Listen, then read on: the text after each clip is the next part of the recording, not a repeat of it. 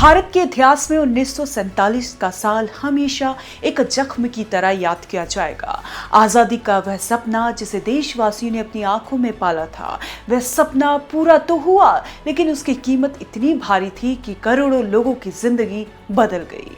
उसी विभाजन की याद को ताजा रखने और आने वाले पीढ़ियों को ये समझाने के लिए देश के बंटवारे ने कैसी त्रासदी रची, सरकार ने 14 अगस्त को पार्टीशन हॉरर्स रिमेम्बरेंस डे यानी विभाजन विभीषिका स्मृति दिवस घोषित किया है। प्रधानमंत्री नरेंद्र मोदी ने कहा था कि बंटवारे का दर्द कभी भुलाया नहीं जा सकता। लाखों भाई बहन बेघर हो गए, हजारों परिवार टूट गए और अनगिनत लोगों ने अपनी जान गंवा दी। ये दिवस उनके संघर्ष और बलिदान की याद में मनाया जाएगा ताकि भविष्य में ऐसी कोई गलती दोहराई ना जाए।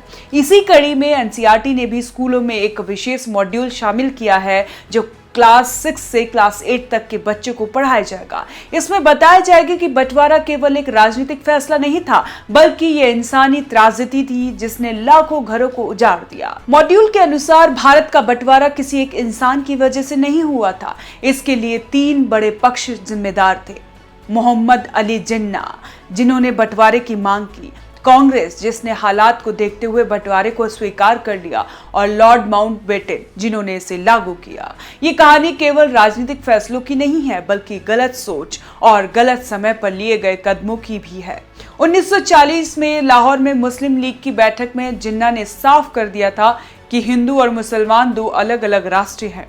उनकी संस्कृति, परंपराएं और नायक अलग हैं, इसीलिए वे साथ नहीं रह सकते। इस सोच ने हिंदुस्तान को 2 हिस्से में बांटने की नींव रख दी। ब्रिटिश सरकार शुरू से चाहती थी कि भारत आजाद तो हो, लेकिन बटा ना हो। उन्होंने एक योजना तैयार की थी जिसमें भारत को डोमिनियन स्टेट्स देने की बात थी। इस योजना में ब्रिटिश राजा केवल नाम का प्रमुख रहता, लेकिन असली सत्ता भारतीयों के हाथों में होती। साथ ही अलग अलग प्रांतों को यह विकल्प दिया गया था कि वह चाहे तो इस डोमिनियन में शामिल ना हो, लेकिन कांग्रेस ने इसे खारिज कर दिया और हालात बंटवारे की ओर बढ़ते गए। आजादी के समय देश के बड़े नेताओं की राय भी एक जैसी नहीं थी। सरदार वल्लभ भाई पटेल शुरू में बंटवारे के खिलाफ थे, लेकिन जैसे जैसे दंगे और हिंसा बढ़ती गई, उन्होंने इसे मजबूरी में स्वीकार किया। जुलाई 1947 में बॉम्बे की एक सभा में उन्होंने कहा था कि देश युद्ध का मैदान बन चुका है, दोनों समुदाय अब शांति से साथ नहीं रह सकते, गृह युद्ध से अच्छा है कि बंटवारा कर दिया जाए। महात्मा गांधी आखिरी सांस तक बंटवारे के खिलाफ रहे। उन्होंने 9 जून 1947 को प्रार्थना सभा में कहा था कि अगर कांग्रेस बंटवारे को स्वीकार करती है तो ये मेरी सलाह के खिलाफ होगा, लेकिन गांधी जी ने भी हिंसा को रोकने के लिए अंततः अपनी आपत्ति छोड़ दी थी। 14 जून 1947 को कांग्रेस कार्य समिति की बैठक में उन्होंने बाकी नेताओं को बंटवारे के लिए तैयार कर दिया। जवाहरलाल नेहरू, पटेल ने भी ये मान लिया कि अगर बंटवारा नहीं हुआ तो गृह युद्ध की आग पूरे देश को जला देगी। लॉर्ड माउंटबेटन, जो भारत के आखिरी वायसराय थे, उन्होंने हमेशा कहा कि भारत का बंटवारा उन्होंने नहीं किया, यह भारतीय नेताओं का फैसला था, लेकिन उनकी जल्दबाजी ने स्थिति को और खराब कर दिया। सत्ता हस्तांतरण की तारीख जून 1948 तय थी, लेकिन माउंटबेटन ने इसे घटाकर 1947 कर दिया। नतीजा यह हुआ कि केवल 5 हफ्तों में पूरे उपमहाद्वीप का नक्शा बदलना पड़ा। सीमाएं जल्दबाजी में खींच दी गई। हालात ये थे कि 15 अगस्त के बाद भी पंजाब, बंगाल के लाखों लोगों को पता नहीं था कि वे किस देश के नागरिक हैं। यह जल्दबाजी बहुत बड़ी लापरवाही साबित हुई। बंटवारे के बाद इंसानी त्रासदी सामने आई। लोग रातों रात बेघर हो गए। जो कल तक पड़ोसी थे वे आज एक दूसरे के दुश्मन बन गए। पंजाब और बंगाल की धरती खून से लाल हो गई। ट्रेन लाशों से भरी दिल्ली और लाहौर के स्टेशन पर पहुंचती थी। महिलाएं अपनी इज्जत बचाने के लिए कुएं में कूद जाती थी। बच्चे अनाथ हो गए थे। बुजुर्ग अपने बेटों की लाशों के सामने बेसहारा खड़े हो गए। ये वह त्रासदी थी जिसे देख इंसानियत भी कांप गई।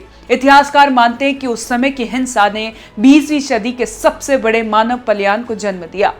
लगभग 1.5 करोड़ लोग सीमा पार करने को मजबूर हुए। 10 लाख से ज्यादा लोगों की जान चली गई। लेकिन बंटवारे के घाव केवल इंसानी त्रासदी तक सीमित नहीं रहे। सबसे बड़ा राजनीतिक संकट था कश्मीर। आजादी के तुरंत बाद कश्मीर का मुद्दा खड़ा हो गया, जो पहले कभी नहीं था। पाकिस्तान ने कश्मीर पर दावा किया और कबालिया हमलावरों के जरिए हमला कर दिया। भारत को सेना भेजनी पड़ी और विवाद अंतर्राष्ट्रीय मंच पर पहुंच गया। यही वो पल था जिसने भारत पाकिस्तान रिश्तों की दिशा हमेशा के लिए बदल दी। कश्मीर की समस्या आज भी दोनों देशों के बीच सबसे बड़ी चुनौती बनी हुई है।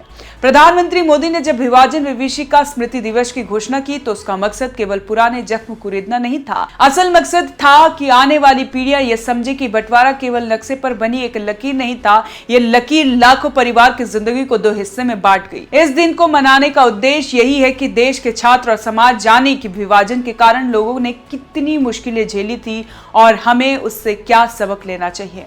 एनसीईआरटी का खास मॉड्यूल छात्रों को यह भी सिखाता है कि बंटवारे की त्रासदी किसी एक व्यक्ति या समुदाय की गलती नहीं थी, यह सामूहिक असफलता थी। नेताओं के बीच मतभेद, जल्दबाजी में लिया गया फैसला और गलत सोच ने देश को उस मोड़ पर पहुंचा दिया जहां से लौटना संभव नहीं था।